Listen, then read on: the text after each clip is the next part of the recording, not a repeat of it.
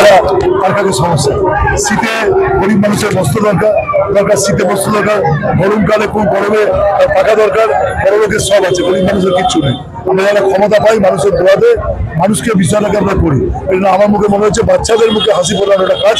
অনেক বছর আগে নারায়ণপুরে বসে আমি একদিন এটা উপলব্ধি করি, চলো হাত ধরি ঈদের বাজার করে।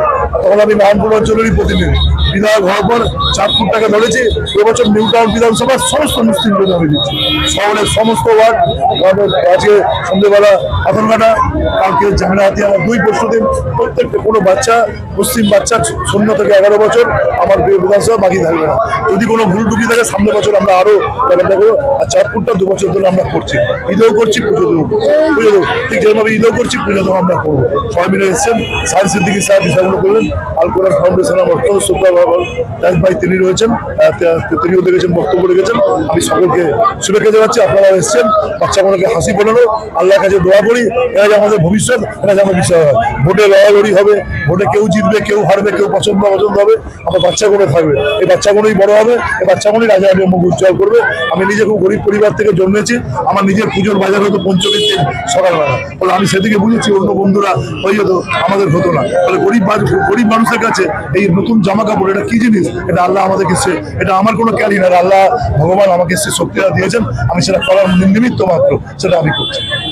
বাকিটা যাই ভাই বলি। আগের বছরও হয়েছে তো আমার মানে বিধায়ক হওয়ার পর থেকে আমরা 3 বছর দেখছি, মানে 4 বছর দেখছি। তার আগে তো উনি যখন ডেপুটি মেয়র ছিলেন তখনও দিলেন।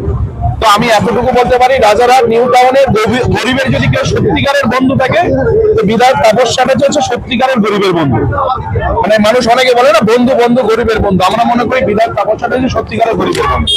যে মানুষটা শুধু শিশুদের নয়, আপনারা জানেন মিরামা সম্প্রীতি উপহার বলে, উপহার মানে এইটা নয় যে কাউকে দান করছি, উপহার বলে উনি একটা মেয়েদের জন্য যাদের বিবাহ হবে তাদের একটা শাড়ি, বেনারসি শাড়ি এবং 5,000 টাকা সকলকে দেয়, ইমামদের ভাতা দেন। তারপরে এরকম করে আপনি শ্মশান উদ্বোধন করলেন, আপনারা দেখলেন। আচ্ছা, আবার ঈদের 10,000 কিন্তু এক্সট্রা শাড়িও দেন, মানে যেটা গোপন ভাবে দেন। তো এইটা বলতে পারি যে বিধায়ক হচ্ছে আমাদের সেরা বিধায়ক। রাজারহাট নিউ টাউন শুধু নয়, পশ্চিমবঙ্গের যত বিধায়ক আছে আমরা মনে করছি যে 296টা বিধায়কের মধ্যে এসো হাত ধরি পুজোর বাজার করি, এসো হাত ধরি ঈদে বাজার করি, এরকম একটাও বিধায়ক আমার মনে হয় কেউ করে না এই ট্যাগলাইন দিয়ে। প্রথম কেউ যদি করে থাকে সেটা হচ্ছে আমাদের বিধায়ক তাপস চ্যাটার্জি মহাশয়, তিনি করেন। আমাদের বিধায়ক সাহেব বললেন স্যার, উনি দীর্ঘদিন ধরে করে আসছে আমি জানতাম, কিন্তু এই 2 বছর হলো আমি জায়গায় আসছি, এসে এটা উদ্বোধন করে দিয়ে যাচ্ছি। তার জন্য খুব ভালো লাগছে। এবং বিশেষ করে যে একটা কথা বলেছেন যে কাপড় নিয়ে বাবা এটা তুমি নিয়ে যাও, এটা নিয়ে যাও, তা না, নিজের চয়েস অনুযায়ী নিয়ে যাও।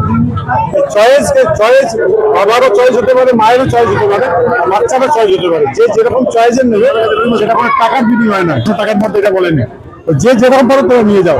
এটাই হলো মানুষের কাজ। এই মানুষের কাজের জন্য আমার জন্য দোয়া করি। আর ইলেকশন এসে গেছে, ইলেকশন ডিক্লেয়ার হওয়ার পরও আজকে উনি যে এইভাবে এত ব্যস্ততার সাথে আজকে ঈদের জন্য এতভাবে থাকছেন, তারই জন্য ওনার জন্য আমার দোয়া রইল। আগামীতে আপনাদের দ্বারা বার্তা দিতে চাইছি যেন এমএলএ সাহেব যিনি আছেন উনি যেন আমাদের সহযোগিতা থাকেন, ওনারই আমাদের দরকার প্রয়োজন আছে।